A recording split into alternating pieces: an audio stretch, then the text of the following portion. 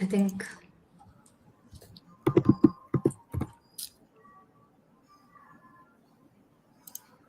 yeah, I think we are good to go, I believe. Okay, good evening, everyone. So today you see four faces here before I could introduce what we are, who we are, and what you're trying to do today. Today we're going to share our thoughts and discussions around how human resource professional has been shaping the employee experience role and what has been the paradigm shift. So we have Annie Mary Rodriguez, who is Associate Vice President at Elixir Labs, and Deepa Nair, who is a Senior Manager HR with 60 Technologies, Gopika PK, HR Manager again with Classic Technologies, and myself, Shruti Ayers, Human Resource Professional with KLE. So before we get into the conversation, a little prelude to what you're trying and attempting today. A compelling employee experience is a very critical factor in any organization's success. Now, why is it compelling? Was it was it like this always, or it's just now, or is it going to be there for a while? You will be learning and hearing from us in the upcoming conversations. Now, why do I call it compelling employee experience?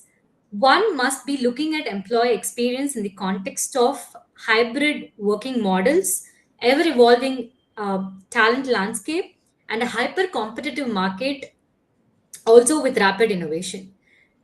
Now, that is about why employee experience is becoming a detrimental factor to any organization's success.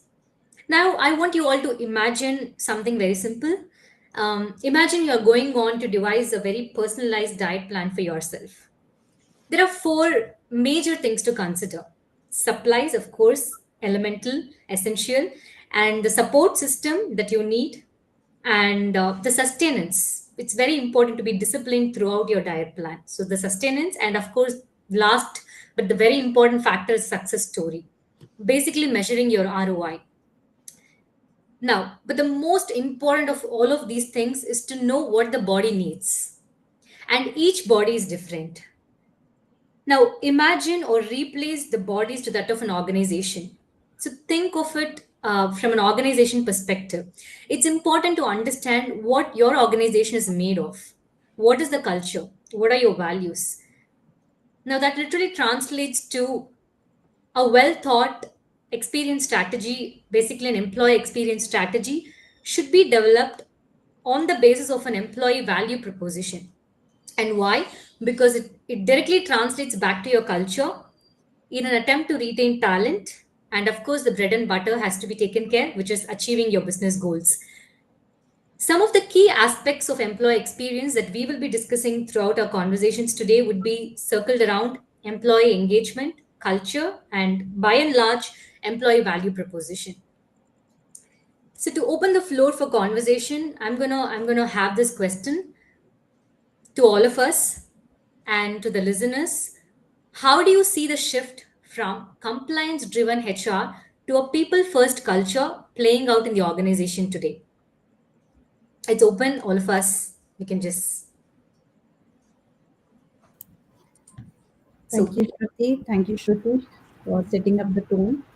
And see, as you mentioned, I would say that you have rightly taken up the metaphor from self to seeing it as a company. So it's actually a very good metaphor, I would say.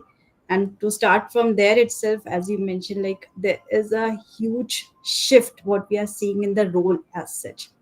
So and every time being hrs are the people who are the torch bearers of the all changes. So whatever comes, the shift, the paradigm shift, whether it's a major shift, small shift, whether it is a anything comes in, the changes, managing this changes along with the resistance, that is something what hr as sees it. Okay, so from the perspective with the experience, we have seen the days when we were in a administrative work, like we have to do that day in day out, we were maintaining the excels even for the small things also. Now from there, now we have moved into a world where we have all type of hris systems. So that change has already there, and which is helping us to be more data driven hrs as well. So that particular role from the base of administrative from there to the current way of disruption. This disruption is something what we have as an HR embraced first in the company, that as a department. So I would say that's something, it's a huge thing for us also. We are also learning, we are also doing it, and we are on it. In some cases, in many companies, they have already adapted to those type of better culture, better experience for their employees. But still there's a lot many gaps where people have to pitch in, the companies have to pitch in, they have to showcase that employee first or people first cultures and all. Those things has to still to be done, and we are on it. As a HRs, we are on it. So yeah, thank you for taking up this topic. So yeah, Annie and Gopika, your thoughts as well. Yeah. Just adding on to what Deepa mentioned, right? So, uh, from being somebody from being a function which was essentially very process driven, which is very focused on the administrative compliance and payroll and policy aspect. Uh, Today we are talking about an employee experience being all about well-being, being all about the growth. What's the impact that you create to the larger, society, or what's your purpose? How do you engage? So, from that shift perspective, I think even the pre-COVID and the post-COVID being the new normal, right? The hybrid work model was something which very few companies would have embraced the pre-COVID era, but today it's become the norm. So it's also forcing the organizations to rethink about those policies. How do you ensure that flexibility? How do you personalize those aspects which the employees are looking forward to in terms of whether it's the mode of work, whether it's a form of engagement, whether it's a form of building that connection within their own teams or within the organization. All of these aspects is something which I see as a major change, and where leaders are also trying to ensure that this employee experience as such is weaved right into the business strategy and not just limited to some engagement events or how exactly it. Sorry. No, I just said absolutely yes. Yeah. Okay. Yeah. So from that perspective, in terms of linking it with directly with the business strategy is something which I've seen as a major shift in this time and era. Yeah, I think adding on to you both, I would feel that, I feel very thankful that HR is able to shift the gear from what you said to process driven to people first culture. And there is a reason, there's an underlying reason because there's a felt need. It directly translates or correlates back to the productivity of the employees, which again is the business and the outcome. So now when the outcome is deliverables, now we are working backwards. What will drive this? What are those factors I need to consider? Then while the process is anyway needs to be taken care, it's more of a hygiene factor, it's non-negotiable. Now what needs more of an attention is the people aspect of how we handle it. I think that is what I would relate to when it is about people first culture and how we are able to shift gears in this era. Yeah. Like Yeah. to add to that, like this shift here, I would say, like we to do to encourage this shift or for this shift to happen, I think we as HR, we should place ourselves more as a strategic partner than that administrating role, or like that as administrator, I would say. If we can place us more as an strategic partner, I think we it will be a bit more easy for us also to achieve that shift. Yeah, absolutely. So yeah, adding on to Gopika's point, like as she mentioned, no, yeah, as Shruti mentioned, like shifting gears and also what exactly the key things what we have to keep in our mind is like, first, for having an experience as a core thing, what we studied in our experience when we go for the employee experience part, the three pillars which is being said as the culture is the first thing what we have to think about. Third, second is the physical thing, whatever we see, that experience that from not only in the life cycle of the employee, not from the resume is being received from there to the exit, that is a life cycle. From there, that's the experience size. Apart from that, whatever they see as physically, be it office, be it furniture, be it a cafeteria, the physical things, whatever they feel, that is something as an experience what is counted. And the more important with this current stage, like what Annie mentioned, like post and pre-COVID, the technology, how good we are empowering our employees to perform their work, the tools and the technologies what we are providing them to upskill, reskill, and to be on the business, or to be on more proactive state, how they are ready for the business. Those things are the key things what I feel still have a lot of relevance, where we all have to work on. And we are still we are seeing a lot of companies which have adapted to this, and they are seeing a lot of result oriented with their data which is being published in many for example, there's a research being done on 252 companies. It's in public domain itself what I've read. In that, around only 6% of the companies across the globe is having a perfect, amazing employee experience companies. Those companies were listed as if FB and Cisco's and all. And still, whether don't they do they have attritions? Yes, they have attritions. But the change in those companies and the other companies are seeing is that they have worked on a culture or the physical things or the technological thing where people want to work for them. Okay, whereas the other side, we are looking for people, we are just still, you know maintaining the pace. In Indian perspective, there are many companies still working on it, like they are yet to achieve that state, like where people wants to work, that logo matters. Those state is still yet to come here. But employee experience perspective, if you say that today, the workforce requiring the flexibilities, they are looking for their well-being. A lot of things are coming up. So yeah, definitely, these are input that is coming to my mind. Like, Annie, you can go ahead with your thoughts as well, please. Yeah. You rightly said in terms of that larger purpose, right? Now, today's generation also, when you talk about millennials, when you talk about that Gen Z, they have moved away from just a job security or just the compensation part alone. They want to be driven by a larger purpose. They want that flexibility. They want their voices to be heard. Now, how do we as HR provide them that psychologically safe space and avenues where they can, actually share fearlessly?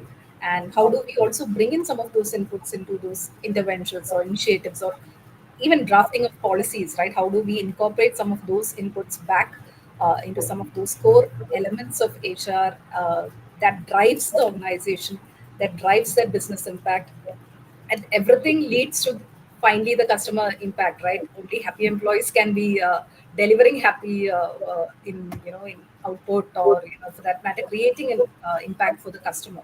So I really resonate with the point that you mentioned, Deepa, in terms of how does an employee actually feel connected to the larger vision, to the larger values of the organization. How do they feel that it's their own company, it's not somebody else's company but their own company, and they are working for it for a larger purpose and a larger vision. So completely resonate with that.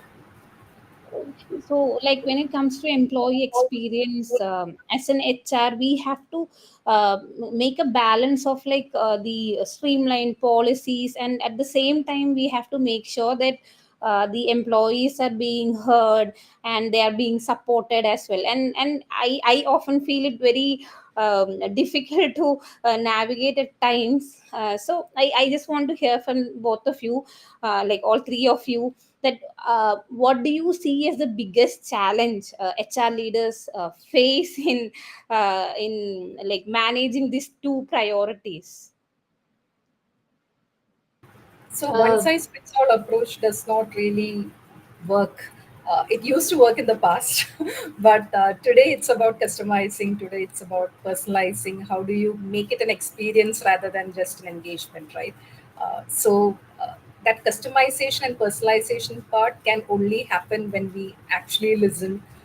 And circling back to those, inputs from the employees, how do we have those inputs collected, collated, developed into initiatives, and also Many of the times, you will always see, uh, what's the point of me filling out a survey, right? There's no action. That might be some of the angst that you typically hear as HR professional. But the credibility of our function, I think, lies also in the fact that, how do we also ensure that some of those feedback gets translated into tangible action, and that personalization bit, and just one size fits all approach, especially when it's such a diverse, remotely spread workforce. Many of them may not be even coming into office for a long period of time. How do you engage them, would definitely be one main area of focus for HR to overcome this. Um, I mean, Gopika, what I would have on my mind is that listening to your question, I have a follow-up question to ask to all of us.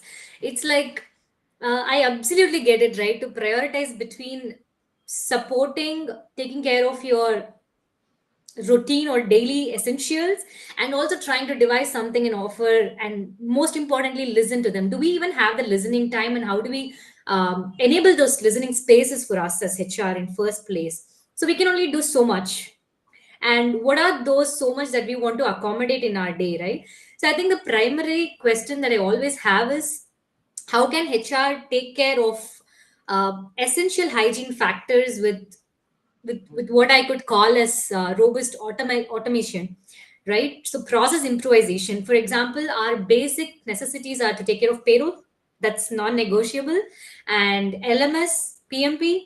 I'm just highlighting those which are very essentials. And when something goes wrong in any of these things, then it will be highlighted. When everything is right, nobody's going to come ask anything. So the only way to manage and navigate between these two factors is to have a process which is well set, which could be, which could be driven, which is a well-oiled engine in terms of your daily essentials. When I say daily essentials, it could be the other way, essential hygiene factors. Rather, I would put it that as. So when your essential hygiene factors are well-oiled engines, when it can take care of its own by having a process cadence in place, by having some control mechanisms in place, primarily automating these elements wherever the pockets of gaps that we could identify and automate, then that is set. That side of your routine is already set. Now the other way to approach this is, all of this process improvements and automations is literally going to be, help transform or develop employee personalization or employee persona in a way digitally, and also to give them well planned experiences. So that's my take on how do you navigate as a HR who's taking care of the operations, trying in to listen in. And what do we do, like the way Annie said, feedback is not important, but unless and until it gets translated into actionable results, that's what employees looking forward to. And for us to be able to do that, our basics have to be set well, so they have to be seasoned really well. So that's how I would You I have, would We have you a have we have rightly mentioned. Sorry, go ahead. yes, just I it's like a nice comment actually. Employee experience been different to different generation of employees, and Yes. I think that's really valid Mhm. in the current scenario. Like a person with like 20 years of or like 15 years of experience, his expectations from an employee experience perspective, and then I would say Gen Z or whoever who have joined, their expectation is completely different, right? So I would like to hear more on that as well. Yeah. Before that, I would like to, just make a small conclusion to what Shruti has added about how we are doing the process. So we have to optimize our processes as an HR. We have to optimize our processes. Without that, we may not be able to get into all the shoes, because we have to do our regular processes. What we are doing, we cannot ignore it, because that is a core area where you are handling many people. You have to be compliant with lot of things, so that is a something we have to optimize. That, yeah, definitely, that is something we have to do. That juggling work, we have to do that part as well. So optimization is definitely has to be there. Along with that, listening, you have mentioned that listening to the employee, So as Gopika's point on the comment what we have received, listening to individuals requirement is also a very important area. Yes, because as everyone, whether it's a baby boomer, whether it's Gen Z, whether they are Gen Y, whether they're millennial, they all have their different needs. Like where we were looking at the people who were staying with the company as in they were into like they want to retire at the certain age. That was a space what we have seen. The pensioning ages was just 60 and 65 and all. Now what we are seeing that people don't want to get retired. There's an unretired thing coming up, right? So they don't want to go out of their job. That's large population coming in where we can look into the space, like those are also available in terms of freelance and all. So the every people is different with their own capabilities. There are many Gen Z people who don't want to give their commitment for their whole life. They just feel like this is the task they want to connect, they want to be doing this is the career priority, or this point in time they want to do this. So that way the things are moving up, like Uber, renting things, those things are coming in, right? So the paradigm shift in individuality is also moving out. So if you see that where we are working on, we will take care of your loved ones. That was a empathized way of HR, right? That's the way we work, we all work.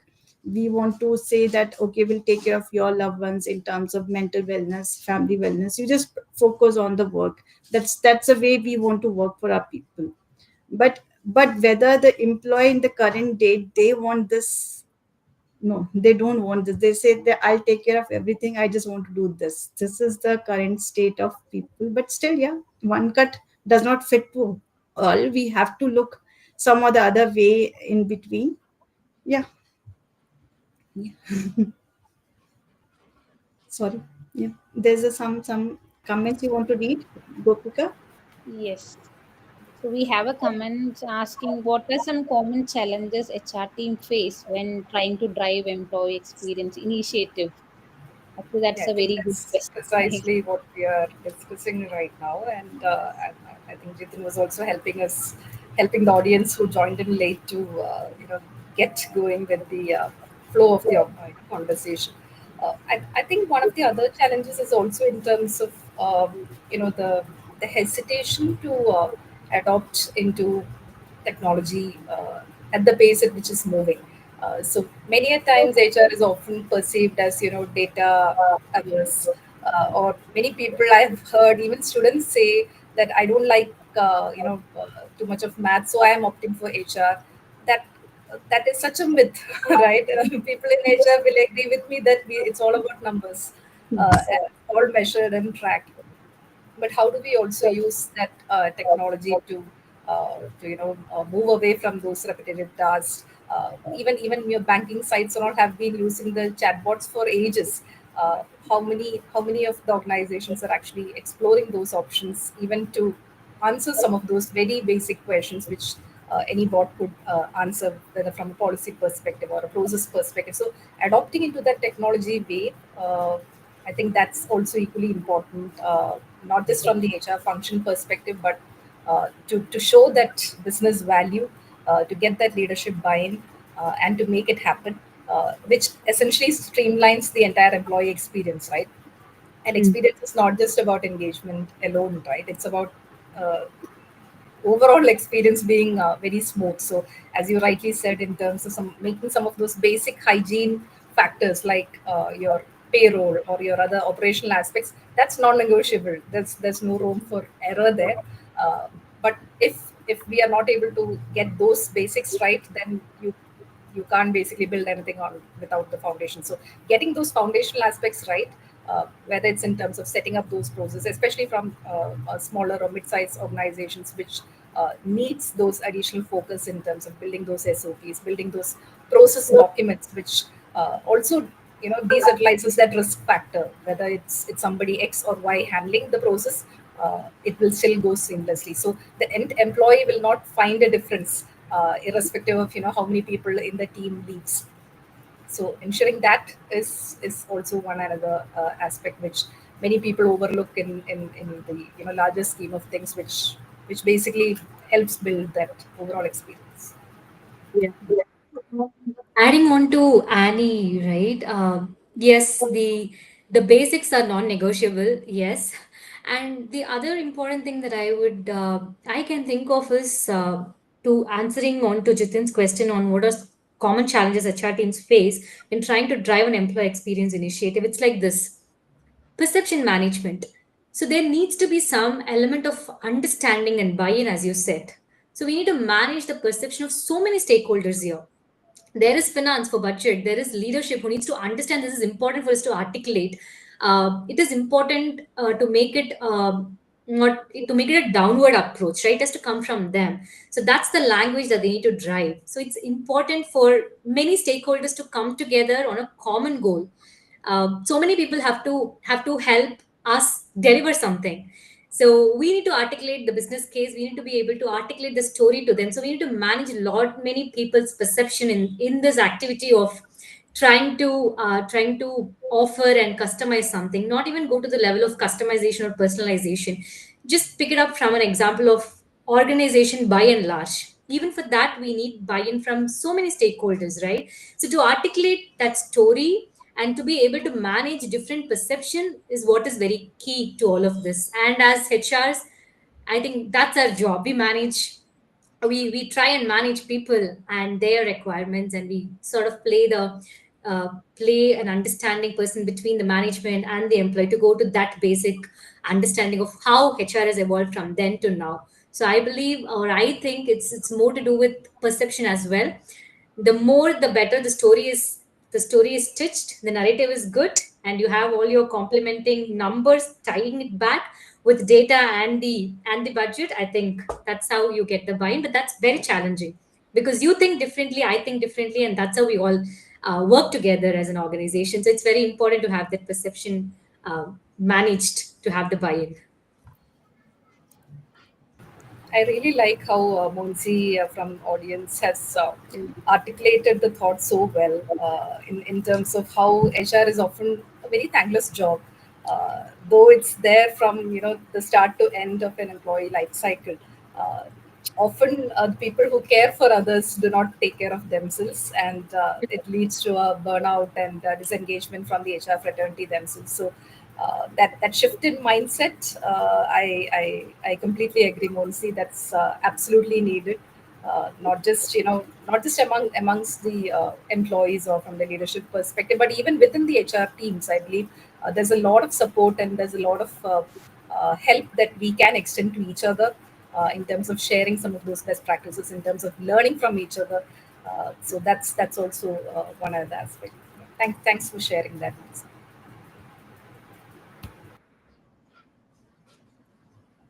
Question. So, how do you see the role of employee experience evolving over the next 5 years? I think, Saranya, we could answer that now, but we're going to park that question for a while because we're going to have that conversation shortly coming up. So, I want you to wait for us. Give us the time to come back and talk to you and share with all of you on what we think or what we were discussing when we were talking around what could it look like in the next 5 years. Yeah. Possibly, the other curious question we were thinking of is why we say so many hygiene factors are there, so many routines are there. This is how we are evolving. I think there needs to be a time for us to pause and see what's been some of the outdated HR practices that companies should think possibly moving away. Is it helping them? Uh, Simply put, what are those pull factors, right? Not the push factors. What are those pull factors, the outdated factors that companies could really start introspectively start thinking about in the organization? What's working, what's not working? Is it even relevant to to this time and era? Like we said, multi-generation workforce, their needs are ever evolving, like how our needs evolved from that of the ones before us. So what are those pull factors that an organization has to consider, or the HR has to consider, precisely put, for the conversation today? Okay, so yeah, Shruti, it's a very valid and important point what you have put, come up with. The one important thing as an organization, everyone has to understand that resistance will not work. Everyone has to, top to down, we all have to accept that resistance will not work, because the world is changing rapidly, things are changing rapidly, technology is changing rapidly. So we, to be in business, to on top of the business prioritization strategies, we have to be on top of it. We that's a non-negotiable thing. So if there's a resistance towards a technology adaptation to the new technology, that is definitely a big no from my side. Yeah, that's something I would say. Yeah, and what do you think? I think flexibility is the ask, and that is something which organizations also are largely opening their mindset to. Maybe 7 years before, we would not be talking about a remote work arrangement policy or a work from home policy. I mean, of course, there were enough and more organizations which had that, but now it has become like a norm. You need to have it, right? So, how do you accommodate some of those requests while you may have a generic policy, but how do you provide that flexibility for those who really need it?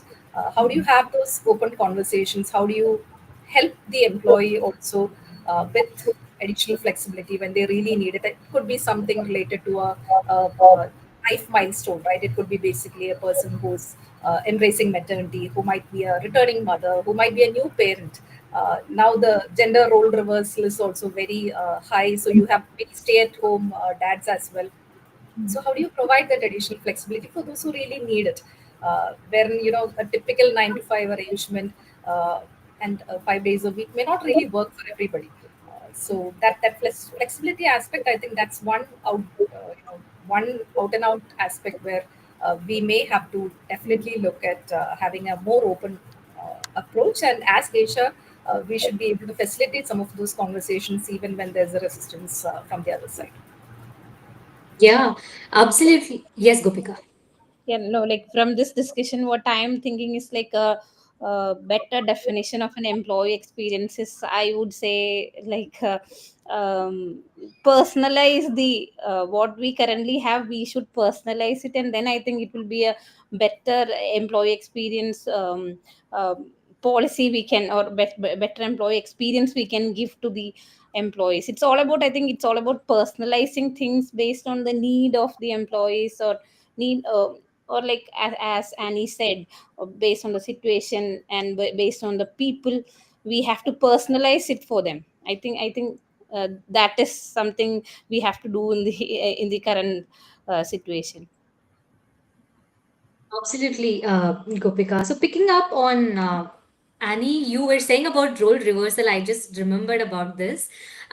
In one of the conferences that I was listening to, the speaker was sharing about one of the policies they had in their organization, which was very surprising for me to even be listening to that, right? So they had this policy of paternity leave, and paternity leave may not seem to be very uncommon affair, but then they had it for 6 long months, like how a maternity leave would look like. So now imagine, when you're talking about role reversals and flexibility, this was the thing that I was thinking about instantly. So imagine you give that opportunity or the option on the table for an employee to go for a paternity leave for 6 months. The very first reaction from the employee was like, "Do I even have to avail it? 6 months. What will happen to my career now?" Right now that you've been given an opportunity to do that, there are going to be resistance from the employee side. Not everything that we could serve is going to be taken at face value. There are going to be resistance because each one's requirements are different, each one's needs are different, right? So when you were saying about role reversals, that this came top of my mind, because this was like, "Oh, you can do that, you did offer that." That's how my thinking was.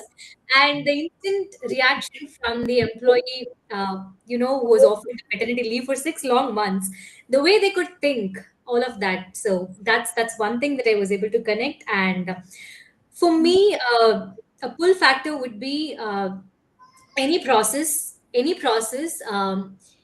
policy that does not empathetic towards what our intentions are. So our intention is to have maximum adoption, to be able to be a drive factor. But any practice or process that is going to lack design or process empathy, then I think they should become redundant. Or if you don't see that today, it is going to become redundant in some time in the future. So it's better that we become very proactive in identifying those pockets. Maybe for example, we need chatbot these days.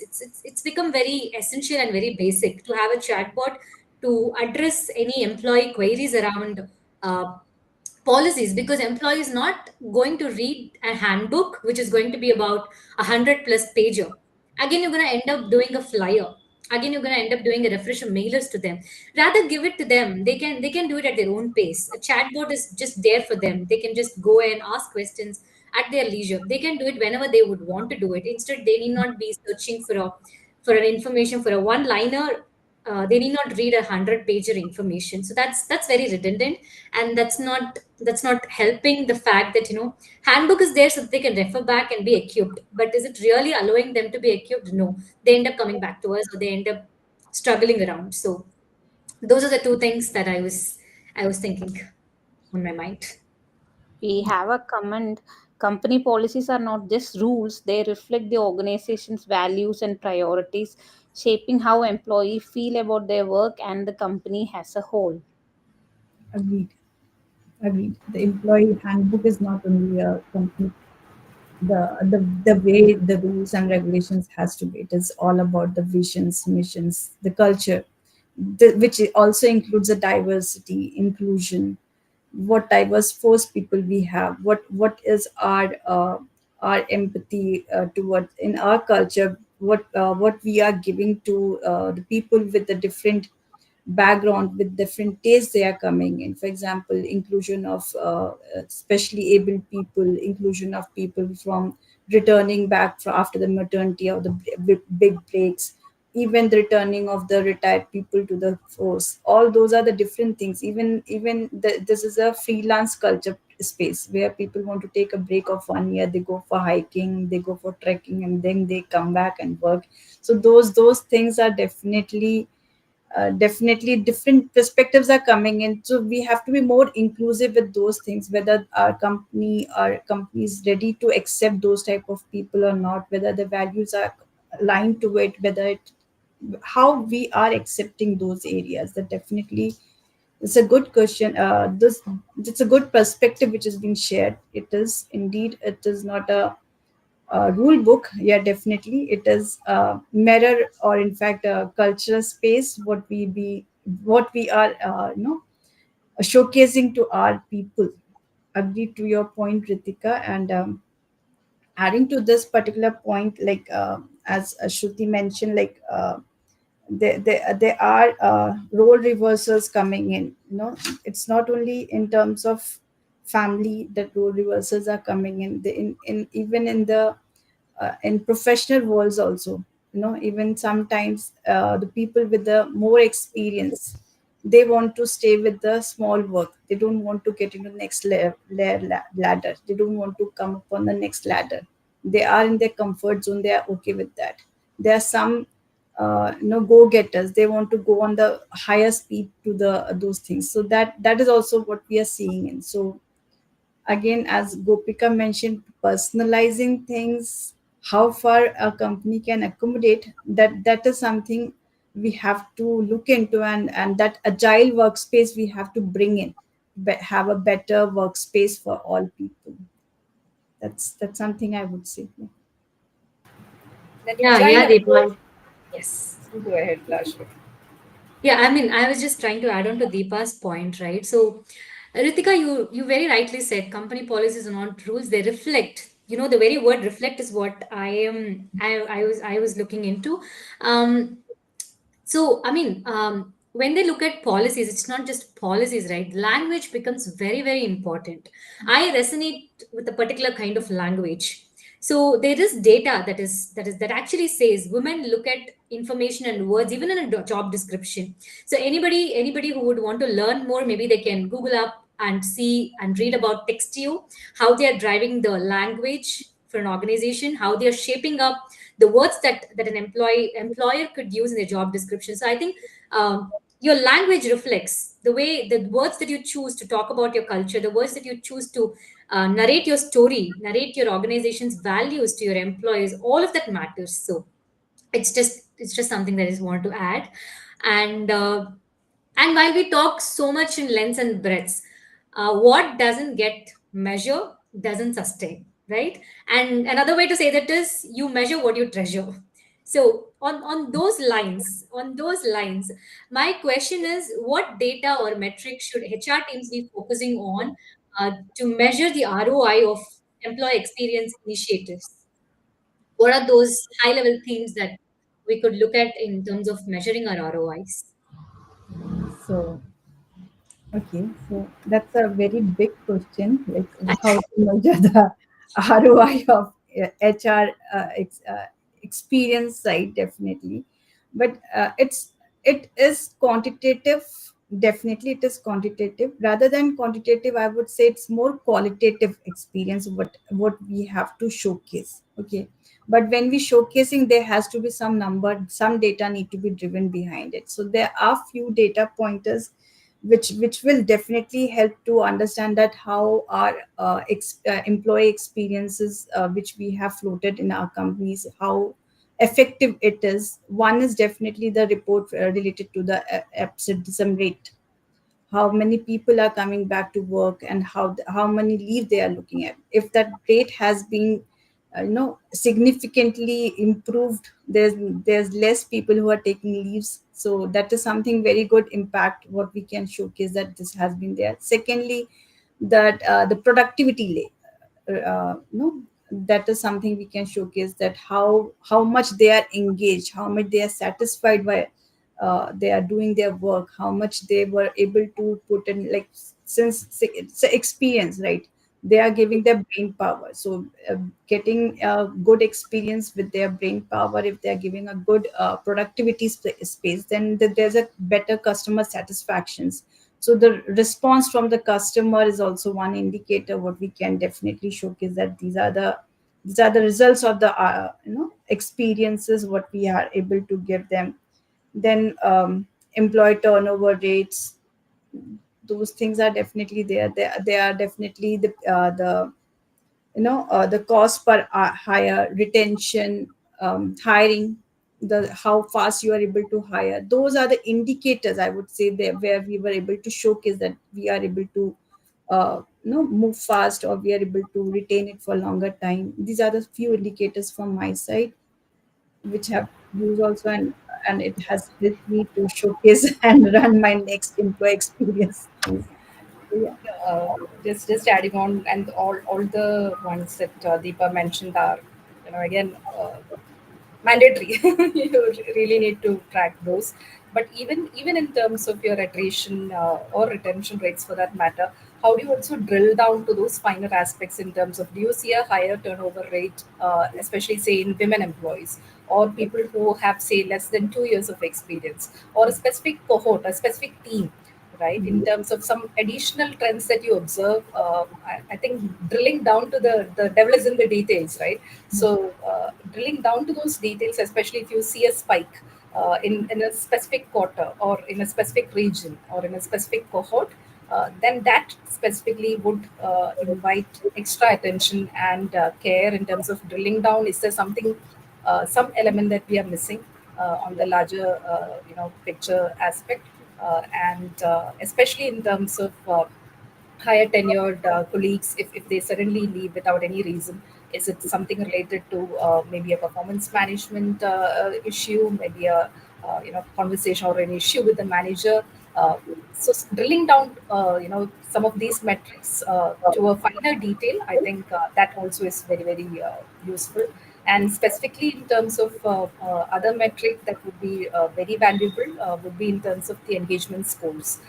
So it could be in terms of an annual employee engagement survey. It could be even a quarterly assessments. It could be even something as simple as weekly pulse checks, which in the previous organization we used to do it, especially during the COVID times, specifically during the COVID times, because people were all stuck at home, and they were mentally so down.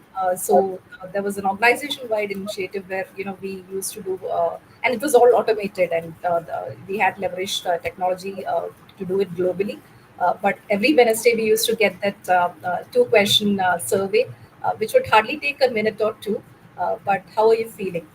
Right, and there's a mood indicator that gets published, and that was so relevant in the context of especially the pandemic. But re-looking at some of those aspects in terms of employee engagement scores, and that would also be one another key metric that we look at. Thank you, Deepa. Thank you, Annie, for sharing that. Yes, Gopika, you were to share something. No. I was about to connect that one of the comment with what Annie and Deepa has said. Go Like on. the workplace is changing like anything, and in every, like, if we look back in the last year, what all changes happened, and this year, what are the changes? It's like rapidly changing right now. So it's very important for all of us to stay updated and to make sure that we are able to run along with the change and make sure that we are up to date, because otherwise, like, it will affect the business, right? So what do you think, are the biggest challenges that HR will face in the coming years when it comes, because of this rapid changes in the workplace and everything? What will be the what are the challenges that we are going to face? So one is definitely Gopika. One definitely the with this challenge, what we are going to see in this changing, rapid changing world is that one, um, a skilled, a skilled person. Either we have to hire someone who is skilled in that area, or we have to upskill and reskill or whatever the internal talents can do. So that is one big challenge what we are going to see in the upcoming days because of this changes. Things what we are seeing today, it is changing rapidly. As you mentioned, rapid is a exact word. There were revolutions which used to take ages, from uh, the stone age, the different ages we have seen, the computer age, green revolution, white revolution. From there we are here, then every day there's a new revolution, new technology coming in. Even I think that when we were talking last 2 years, we were talking about chat gpts are revolutionized things. Now the deep seek is here, what we are talking about. Now that's a new thing coming in, that ghibli is in and so everyone is checking all those things. So if you're on it, like for example, I have one good friend of mine who's actually is just, I would say, Gen Z HR, and he is on it. The way he is juggling between the new technologies and putting into the regular things, that is, I would say, more engaging with the people, with their employees, and the satisfaction rate for the employees much higher than any other space. Sometimes I envy, like, why I'm not able to juggle between all those technologies. I'm still juggling with my different files. So yeah, that is something is there. So yeah, one, definitely the skill is going to be one challenge. What we are going to see, the skilled person, in fact, the right skilled person, and if not skilled person, then definitely another what big challenge what we are going to see is that people who don't want to move from the regular space to the new space, where we are talking about the upskilling or the reskilling space. Person who has automated their work. Okay, so they are moving up in the ladder easily, or maybe they are having a lesser work. Whereas the person who was doing the old stuff, they want to continue with the same thing, and over the period of time, they will be obsolete, or maybe mentally they may be thinking like, other people are getting all the opportunity, I'm not getting the opportunity. So that way we have to work between both of them, like how the other person can also be feel connected, how that can be moved towards automation, how that can be connected to our business strategies. Those things somewhere we have to bring in, you know a satisfaction for each people within the company. That's also important. That will be a Adding big on, challenge. sorry, Sorry, Annie. Deepika. Yeah. So, just adding on, right, in terms of while we embrace technology, I think as HR one, we need to definitely upskill ourselves. We need to look at how we can be open and integrate AI in a very ethical fashion into our day-to-day work. I think that openness is most critical challenge, which as a community, I think we need to be really open to, and especially today you see picture perfect resumes, for example, right? Every resume is custom made for the JD that you have published. So the candidates, everybody from a resume perspective, it's absolutely fantastic. But the minute you speak to the candidate, you Mhm. know, right? True, true. That skill gap is so evident. Uh, Even online tests, even proctored online tests, you see candidates openly fudging and trying to beat the system. Even during interviews, you can clearly see them looking and reading from ChatGPT scripts, right? So that ethical use of AI, I think upskilling ourselves in terms of how those use cases could be utilized well. How do we ensure some of the guardrails are put even from a organization perspective, so that some developer does not copy something off the net and use something copyrighted from the net, and it drives the organization to a legal hassle, right? So as HR, we have a larger responsibility to educate our people while embracing technology. How do you use those ethically? How do you not put the organization into risk? How do you ensure that security and compliance norms are followed? We have a larger role to play here. And it's not about shutting the door, but rather it's opening the door with the adequate security guardrails in place. So I think that's another aspect where, if not, if not treaded carefully, it's going to be a major challenge. Annie, your point is, putting towards one more thing, like, since it's a social media, people are putting a lot of things on the social media. That is one alert we have to have. Secondly, it's easily available space. Even the LinkedIn social media, people can see who is working what with the technique technology. We It's a poaching is very easily available. So that is another challenge what we are going to see in the coming days. Yeah, Poaching. thank you, Deepa. Thank you, Annie. I think in lines of what we're talking now, Saranya, I just want to circle back on your question. How do you see the role of employee experience evolving over the next 5 years? So that's what Deepa and Annie were sharing. And adding on to that, the biggest challenge would be we are still in the learning phase. If you ask me from a OD perspective, I would say we are still in a very diagnostic phase. We've not found there is no rule book, and there can never be a rule book because right from the beginning we we're talking about customization, understanding how your organization is working, and your organization is also set to evolve with your ever changing business goals. You're going to have vision for 10 years from now, and that vision is again going to certainly evolve for the next 10 years. It doesn't mean that your initial or elemental things what you're trying to do is going to change drastically overnight, but then it's certainly going to evolve. So to keep up pace with the ever evolving phase is where Annie and Deepa's pointers of upskilling, reskilling, just being on top of your toes with technology, all of that circles back to two things, right? Agility and adaptability. So that those are the key things. I think that is how the role of employee experience is going to change.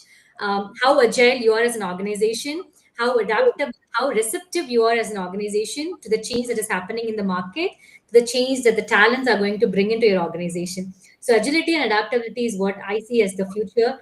And challenges, I would say, because it's not easy. There is going to be resistance to change, like Deepa started a conversation with. So those are some of the themes that I can pick up and summarize, Saranya. I hope we sort of tried answering somewhere close to what you were asking. Um, so that is about it. Gopika, would you want to add on uh, to our pointers? Yeah, in the one thing is like in the next 5 years, definitely AI will be more like common, and it will have more use in our area as well. But How I would like to see this AI coming in picture is more like as a enabler, and I'm sure that this AI will not replace, because um, even with employee experience, whatever we can use AI, we can save some time by automating, like how you said earlier, we can have chatbots so that people don't have to come to us, or like they don't have to read 100-page notebook or something just for a line. But still people really want to have those personal connected times. That is something I've already always I have felt like. So I think even in this coming next 5 years, whatever changes come, I think this people connect, or that is something which we should make sure that it's still there. Even if we also run behind technology, definitely we need more technology to come in so that we can do more strategic stuff. But still this people connect is something very important, and we should hold on to it, I guess. Yeah, yeah, very beautifully put, right? So all of that we're trying to juggle between is to give them a personalized offering, and that element cannot be negotiated with anything else, cannot be traded off. Yeah, very beautifully put. Okay, Yeah. so like always I have always tried to run behind and find the most unique, or like whatever new is there in the market to I have always tried to bring into my organization. So what do you think, do like from all three of you, I would like to know, do you think if there is any such experience, or like any such emerging thing in the market or in the industry that we should bring into our organization, which will help us in this employee experience part? Any practice that will really help us? There are many, Gopika. First, before we can, after this chat, we can get connected to understand what is existing, and then based on what is existing we can look into what can be added. We can definitely get into that discussion after this. I think we are We are on closing to time. our, Yeah. yeah, we're on time. It was wonderful talking to you, Gopika and Shruti. And Annie, as usual, you are wonderful to have a panel, sharing the space. Thank you, Deepa. Thank you, Annie. Thank you, Gupika. I think it's been wonderful. I could see all three of you were very candid, and it was not like structured. We were like reading it out. It was all very authentic and very candid, I would say, and that's how we ended up sharing a lot of our thoughts and information. So now it's time, as you said, we're just running on time. So tying back to my metaphor of planning your diet, remember, we listen to our bodies. Likewise, we should start listening to our organization. And people are the pillars of the organization. So we need to start listening to them, understand what our organization priorities are. And again, from the discussions we had today, one thing that I can confidently say is there is no right recipe. Since I'm just picking up diet, there is no right recipe to build a foolproof employee experience framework. By and large, there are tools that are going to help you. There are going to be mind mapping techniques that are going to help you, but there is no one foolproof employee experience framework that could suit everyone. So understand and listen to your organization, listen to your people, what they would want. That way I think we can build what they can adapt, what could run well, what could sell well. So that way the adoption is more and the awareness is also more, because they are by and large, those are going to be the push factors for them to be able to come closer to what the organization is offering. And of course they stay motivated to be more committed at work, I would say. So thank you all so much. Thank you so much for your time, Deepa, Annie, and Gopika. And anybody who would want to share anything quick, I think we still have 2 more minutes to go. I would leave it over to the people if you would want to I share. just want to thank Deepa and Annie for joining us and sharing your knowledge with us. And definitely, I am looking forward to keep in touch with both of you, all three of you actually.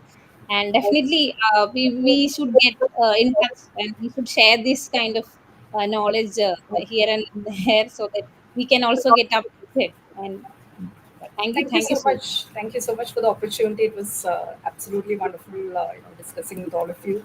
I think we have a larger responsibility to build those workplaces where employees don't just work, but truly belong, grow, and thrive. And conversations such as these are definitely one more catalyst towards, and a step closer towards that. So thank you so much.